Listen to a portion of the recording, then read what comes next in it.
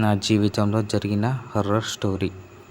ఆ రోజు వినాయకుడి నిమజ్జనం అని సాయంత్రం వేళ ఫ్రెండ్స్తో కలిసి కొబ్బరి మట్టల కోసం వెళ్ళాం. మాతో పాటు ఒక అన్న కూడా వచ్చాడు. అలా శ్మశాన వాటిక దగ్గరలో ఉన్న కొబ్బరి చెట్ల దగ్గరికి వెళ్ళాం. అలా వెళ్ళినప్పుడు అక్కడ కొబ్బరి మట్టలు కొట్టుతున్నాం.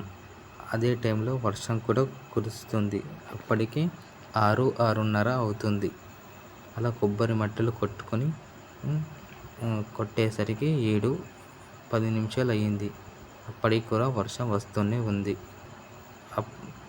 అలా 7:20 అక్కడి నుంచి బయలుదేరాము. బయలుదేరి వస్తున్న దారిలో మాతో పాటు వచ్చిన అన్న కూడా ఒకసారి శ్మశాన వాటిక దగ్గరలో ఆగిపోయాడు. అలా ఆగడం చూసి మేము అందరం భయపడ్డాము. అక్కడ దగ్గరికి వెళ్ళి, అన్న ఏమైంది, ఎందుకు ఇక్కడ ఆగావని అడిగాము.